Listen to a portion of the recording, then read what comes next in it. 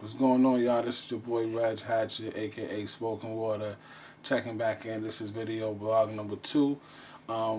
Issue that's really been everywhere is Kanye West.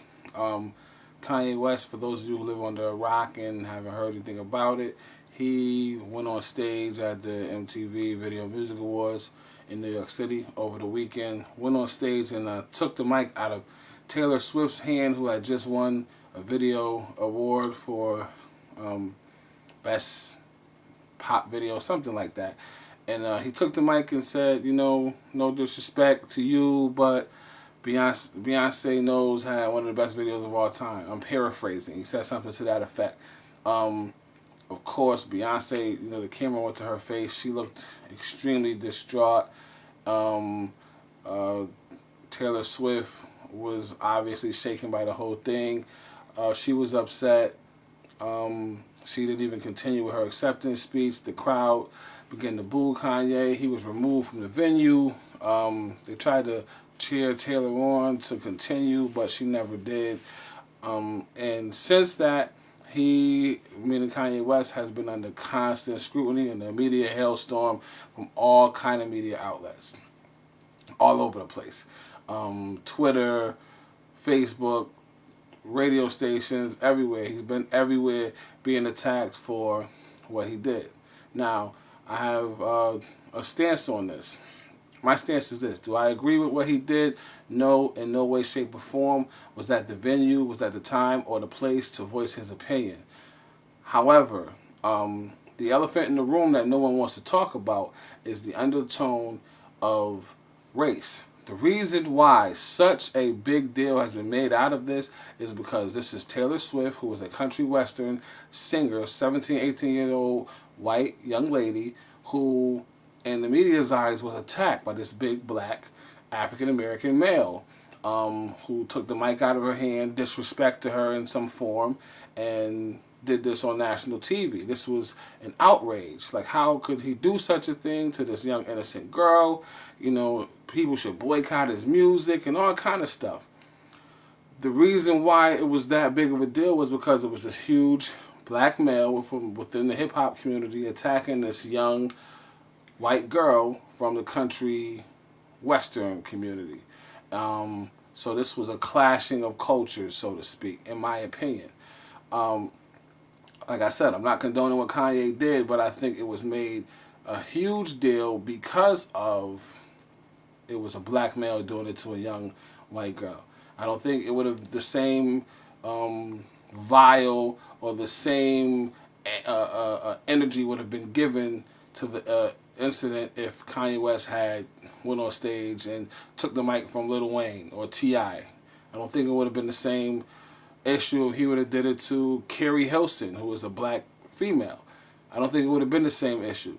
I think the reason why it was so big was because of the race undertone. Now, let me say this, though. In the subsequent days, Kanye West has apologized. He went on a Jay Leno show with Jay-Z and Rihanna where they were performing, and he was on the couch with Jay by himself, with Jay Leno, and he was saying, you know, how he's so upset about it. He was almost moved to tears when Jay Leno asked him, you know, how would your mom feel about this whole incident? He was about to cry, you know, and so apologetic. Now, hip-hop has become so big and so marketable that a lot of people have gone to crazy lengths just to be involved in it. And I mean this. When I say that, I mean this. Hip-hop at its core, no one can even make a viable argument that hip-hop is poverty, it is angst, it is the downtrodden, it is the undercurrent of a community, the inner city, the poor. That is what hip-hop was birthed from. It gave those people a voice. So the people who was doing hip-hop were people who had to do whatever they had to do to make a living. So a lot of the early stars, or a lot of the big stars in hip-hop, were former hustlers, drug dealers, pimps, or whatever have you, because these were the kind of people that, you know, was doing that. So what that did was it took a lot of middle-class black people who wanted to relate to the people who they shared this who they shared their physical attributes with. They wanted to feel like they were somehow black enough to be involved in hip hop. So they created, a lot of them did, created an alternate existence, you know, just to be a part of this culture.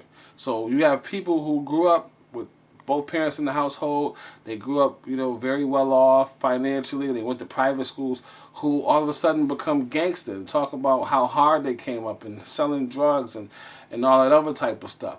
So Kanye West is one of those people who, I'm not saying that he is a gangster or rapper, because he's not. But he has become like somewhat like he's wearing his arrogance as a badge of honor. Or he's wearing this whole I don't really care attitude as a badge of honor, like a tough guy. And he's not. And what will happen if you create an alternate reality, sooner or later, someone will call you on it. And that's what has happened with Kanye West, you know, being attacked by all this different media. He's now like, hey, don't attack me. I'm a nice guy. I'm just under a lot of stress. Now, do you think for 1 minute that Tupac Shakur would have been on Jay Leno's couch saying, "America, I'm sorry. Please, you know, I'm under a lot of stress. Afeni is gonna be mad at me." And no. Do you think Kool G Rap or Ice Cube or any of those type of dudes would have been apologetic in that same sense? Hell no. So Kanye West has been portraying this whole I'm a gangster, not really I'm a gangster, but I'm a tough guy, I'm arrogant, I'm an asshole, I'm really embracing all of that about me. He's trying to embody that, and at the same time, he's losing himself because that's not who he really is. At his core, he's a middle-class kid who came up in a household with an educator as a parent, and he was very well off, very well versed, very well read, and he should just embrace whom he really is. Now, there's another issue that happened with Barack Obama, where a few days before the whole Kanye West incident, Barack Obama was addressing the nation about his health care. His whole health care package that he has been working on or whatever have you. And a congressman who was inside the room where they were having the press conference at felt at liberty enough to say, "You're a liar," or call him a liar or whatever, when he was addressing some of the questions that was being talked about as far as the healthcare thing was concerned. Now, there were people who said, you know, this was wrong or whatever, but nowhere near the amount of people that jumped on Taylor Swift's bandwagon, jumped on the president's bandwagon to say, you know, this guy should be punished, or this guy should lose his job, or this guy should be boycotted. And we're talking about the president of the United States. Do you know how bad it makes him look? Not only was there national media there was international media there. This is broadcast around the world. So you have foreign countries, foreign leaders looking at President Barack Obama like he doesn't have his house in order, because he can't even get his own congressman to show him the amount of respect that it would take to have him even finish his press conference without being rudely interrupted and without somebody yelling out, "You're a liar." Like, that's extremely disrespectful. And the reason why we didn't see that much anger or that much vile attacks at whatever congressman this was because it was flipped. There's a black guy that was the victim this particular time. And it happens to be the president that we elected, the man we elected to run our country. We don't even feel like we have to back him in that situation. Like, I think it should have been an outrage that he was in that he was made to be disrespected in that way in front of so many different people. It should have been more people who jumped on his bandwagon just like they did with Taylor Swift. But once again, the elephant in the room that nobody wants to address is the race issue. That's the major problem that people have, and that's what's going on. Those are the issues that I'm going to talk about. I want your feedback. Let me know what you think about it. Holler at me and be on the lookout for vlog number 3. This is your boy Reg Hatchet, aka Spoken Water. Peace.